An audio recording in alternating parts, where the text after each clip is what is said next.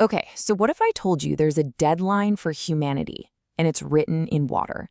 Today, we are going to dive deep into a pretty critical UN report that lays out just how close we are to a full-blown global water crisis. So, at the very heart of all this is a simple promise, right? It's called Sustainable Development Goal 6. Basically, a global commitment to make sure every single person has clean water and sanitation. I mean, it's a basic human right, isn't it? Well, the numbers behind this goal, they tell a very, very different story, a much more alarming one. Let's just start with this first number, 2.2 billion. That is, right now, how many people on this planet do not have access to safely managed drinking water. Just let that sink in for a second. That's more than 1 in 4 of us. Okay, now let's talk sanitation. The number here jumps to 3.4 billion. That's billion with a B. We're talking about almost half the entire world's population living without something as basic as a safe private place to go to the bathroom. It's a reality that, for a lot of us, it's hard to even wrap your head around. And then there's this, 1.7 billion people. That's how many don't have even the most basic hygiene services at home. Simple things like soap and water. Look, these aren't just statistics on a screen. They represent a daily grinding struggle for billions of people. And honestly, this just sets the stage for the much deeper crisis we're about to get into. All right, so with those massive numbers floating around in your head, you'd be forgiven for thinking this whole story is just doom and gloom. But it's actually a bit more complicated than that. Believe it or not, there's been some real measurable progress since these goals were first set back in 2015. If you look at the big picture, globally, we have seen some steady improvements pretty much across the board. Access to safe drinking water, that's up 6 percentage points. Sanitation, that's climbed by 10. And hygiene has seen a really impressive 14-point jump. So, there's some good news here. But, and this is a big but, here's the catch. While the overall trend is moving in the right direction, the pace of that change is just dangerously slow. And because it's so slow, it's creating this massive gap. A gap that leaves the world's most vulnerable, especially kids, at huge risk.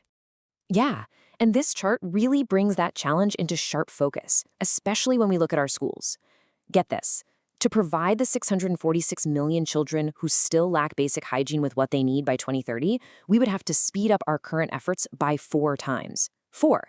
That's not a small jump. That is a huge leap. So why? Why the slow progress? What is actually holding us back?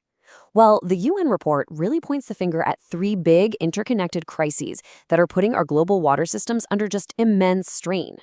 Okay, first up, who's using all the water? I mean, where is it all going?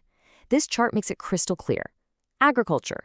It is by far the thirstiest sector, consuming a staggering 72% of all fresh water we pull from the ground. Industry and services, they barely even make a dent in comparison. And that massive demand, as you can imagine, creates a world of extreme water inequality. So the global average for water stress is sitting around 18%. But just look at regions like Northern Africa and huge parts of Asia. They are facing critical stress levels. We're talking about 10% of the entire world's population living in these really high-risk zones.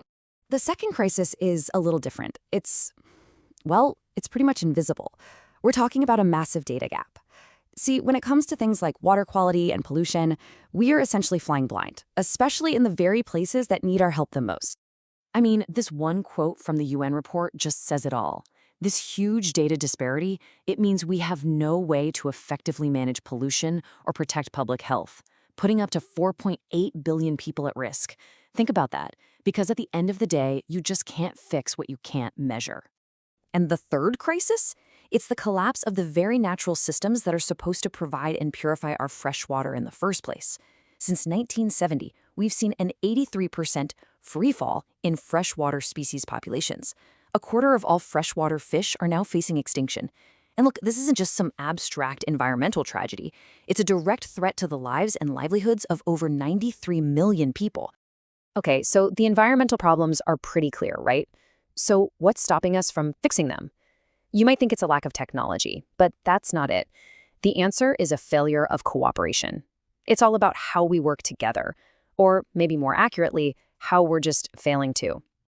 And the thing is, the potential for cooperation is enormous, When countries team up on shared water resources, they can boost energy security, build up resilience to drought, even prevent conflicts from starting. But the reality? Well, out of 153 countries that share water across their borders, only a tiny, tiny fraction actually have effective cooperation agreements in place. And this lack of teamwork is especially dangerous when you realize we're all facing the same threats. Only half, just half of the regions that share water have joint flood warning systems. Even fewer have shared plans for dealing with disasters or climate change. It's exactly like we're all in the same boat, but every single person is rowing in a completely different direction. So what's at the root of this failure to cooperate? Well, so often it just comes down to money and political will. And you can see it in the numbers. Around 70% of countries report that they simply do not have the funding they need to manage their water resources effectively. So where does all of this leave us? Well, we are dangerously behind schedule on a deadline that truly impacts every single one of us. The path forward is actually pretty clear, but man, the clock is ticking loudly. Now, the UN report doesn't just lay out the problem, it actually offers a clear 3-step plan to get us back on track. Number 1, mobilize the funding we need. Number 2, leverage all the innovative tech and data we have to work smarter, not harder. And number 3, strengthen cooperation at every single level. To put it simply, it all boils down to money, tech, and teamwork.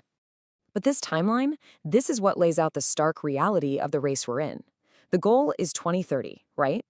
At our current pace, we are not going to get there until 2049.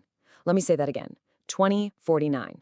We're on track to miss our target not by a couple of years, but by almost 2 decades. It's staggering. And that brings us to the final and most crucial question of all. The future that's projected on that timeline, it isn't set in stone. It is the result of all the little choices we make every single day. So the real question we have to ask ourselves is, what story are we going to choose to write for our water and for our world?